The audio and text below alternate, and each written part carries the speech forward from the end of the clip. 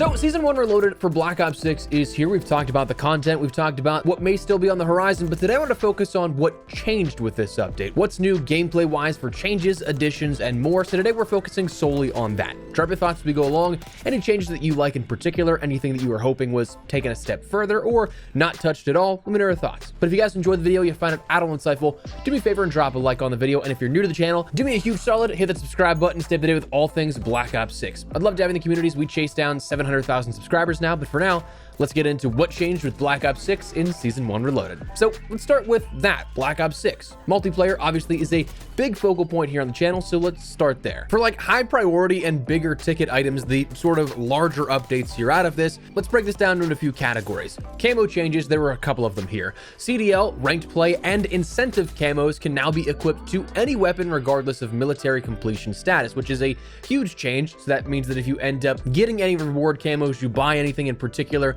those can be used on any weapon regardless on if it's level 1 and you haven't started it or if it's the weapon you use the most. Launchers also saw changes to gold and dark spine camo challenges that will now also reward progress for destroying enemy equipment and field upgrades, not just kill streaks in one match. In addition though to destroying those enemy score streaks. So they didn't change it entirely, they just added additional ways that you could progress this, which is a massive help for those that have not completed this just yet. I think this will make this a lot easier, a lot more approachable to the average player, and I'm sure there's going to be strong feelings one way or the other. Sure, it sucks if you completed it before this change was made, you did the harder thing here, but frankly, I'm more than happy with having more people experience the camo grind. Having completed that challenge myself, I wouldn't wish that on anybody, so I'm okay with it being something that they add more ways to complete it, but it is something that's changed from yesterday to today.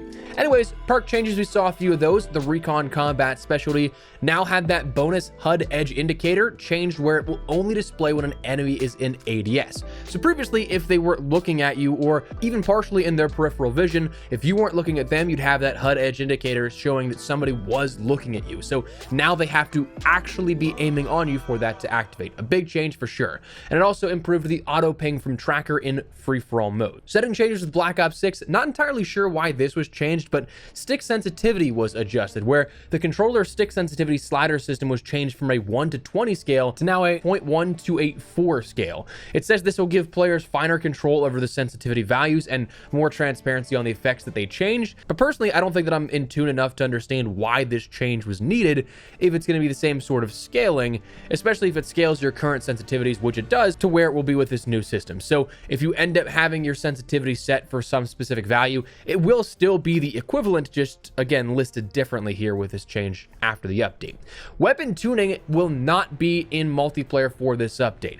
Warzone had tuning, but multiplayer did not. They stated they're releasing a large weapon balancing patch shortly after the launch of Season 1 Reloaded, with the patch addressing some common pieces of feedback that they've been seeing, such as headshot damage improvement on full auto weapons. Nice to hear when most headshot multipliers are still nominally different compared to the rest of the body. They detailed there will be a full removal of the idle sway at the start of ADS on snipers, which is nice, but also it's something that we've also, I think, should have seen this from the start. I mean, Sledgehammer removed this in Modern Warfare 3 with Season 1 last year. So it's nice, but we're kind of like backtracking to get to the same wavelength of where we were.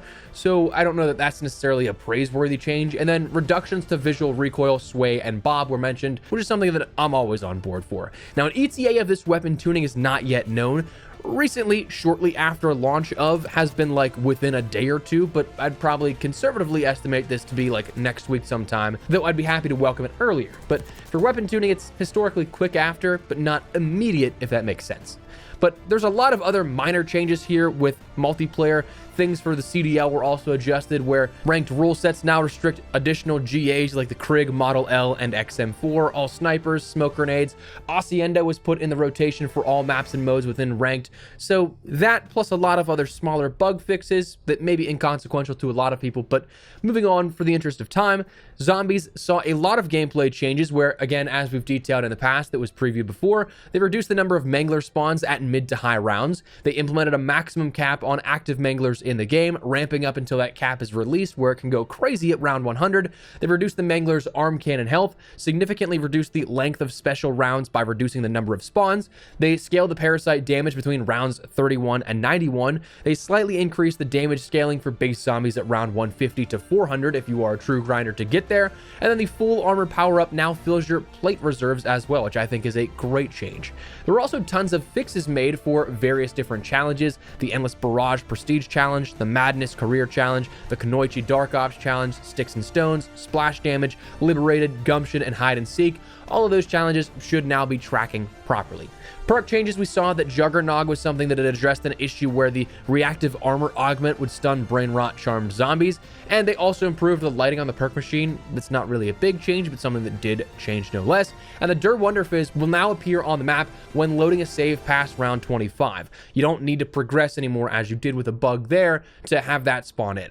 And then there, of course, were plenty of bug fixes for zombies. That on top of all the content being added today, but again, we've already detailed that, so while the zombies sort of portion of this update is probably the largest, in terms of actual gameplay changes or fixes and stuff, there's less in terms of quantity compared to multiplayer and Warzone, which, speaking of Warzone, there's a lot of stuff here that we can start with. And the biggest, I think, is weapon tuning. Assault rifles, overall, they got an increase to the bullet velocity of all Black Ops 6 rifles, with some damage ranges also increased. So weapons that got both range and bullet velocity buffs: the AK, AS Val, and Krieg C. Weapons that only got bullet velocity buffs were the Ames, Goblin, GPR, Model L, and XM4. Battle rifles, we saw the DTIR 30-06 nerfed in bullet velocity and multipliers. SMGs, all the SMGs had their reload speeds increased, making them slightly faster, but the C9 also had a slight range buff. The Compact had a headshot multiplier increase with a slight range increase on top of that, and then the Static and the Striker from Modern Warfare 3 both got some nerfs. The LMGs, they overall targeted ADS speeds across the board to bring the LMG handling more in line with the intended base values, with location modifiers also being adjusted. So the GPMG overall got a buff with changes to the range, ADS speeds, bullet velocity, and modifiers.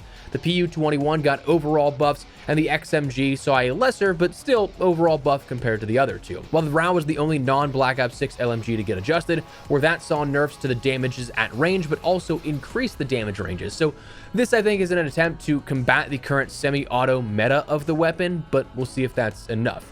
Marksmans, all Black Ops 6 marksmans had their reload speeds increased by 12%, where the AEK also saw a bullet velocity buff, as did the DM10. The SWAT saw an increase to the damage ranges and the modifiers alongside the bullet velocity, and the Sarkov just simply saw a bullet velocity increase. Shotguns, all Black Ops 6 shotguns had their reloads increased by 8%, while the Lockwood 300 from Modern Warfare 2 saw an overall nerf, and the only sniper that was adjusted was the SPX-80 from Modern Warfare 2, which saw a correction. It didn't give a buff or a nerf, but instead fixed an issue where it was an incorrect damage value that did not allow the weapon to one-shot headshot down within its intended range. So those are your weapon adjustments for Warzone. Again, anything that is intended for Black Ops 6 has not been made. I'm sure once Black Ops 6 ends up getting its weapon tuning, some of those will transfer over into Warzone as well for some properties.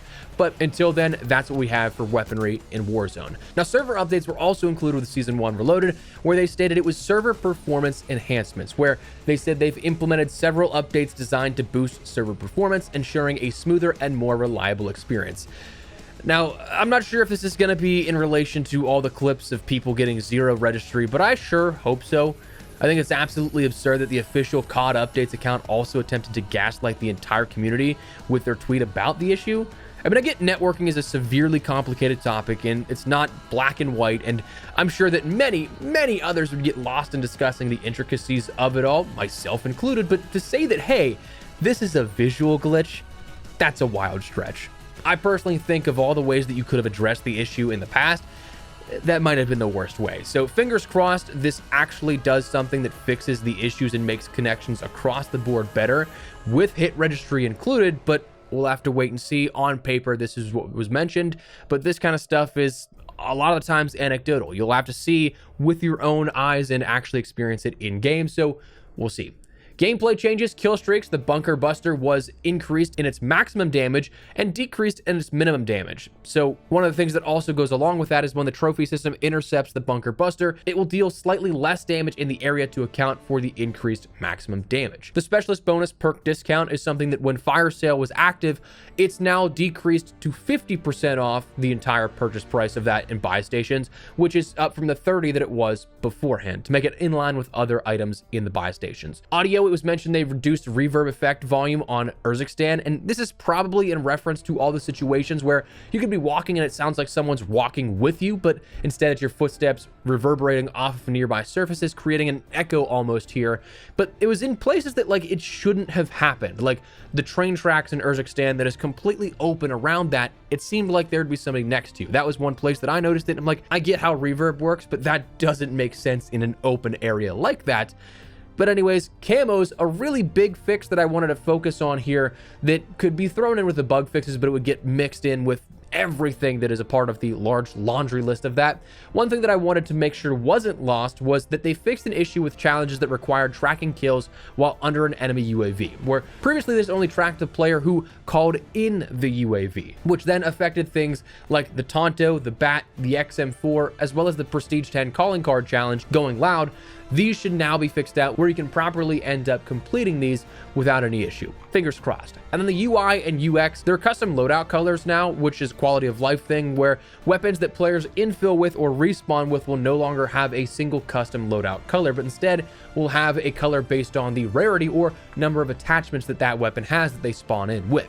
And of course, plenty of bug fixes as usual. Again, a lot, it would probably get lost in this long laundry list of them, but that is your Season 1 Reloaded update in a nutshell. Everything that changed that is, again, in terms of balancing, new additions and gameplay changes and things alike, not necessarily just the content itself that was added in. We've touched on that plenty of times, so let me know your thoughts down below. What change do you guys like here out of this update? Maybe don't like, whatever the case, drop your thoughts down below. If you guys enjoyed the video, make sure you subscribe so you don't miss a single thing regarding all things Black Ops 6. We got a lot of stuff upcoming still for Black Ops 6 and beyond, but also other FPS content if you're interested in that. We're going to be getting into some multi-game stuff in the new year here once again. But for now, that's going to wrap it up. Thanks so much for watching. Mine has been Espresso. I'll see you later. Take care and peace.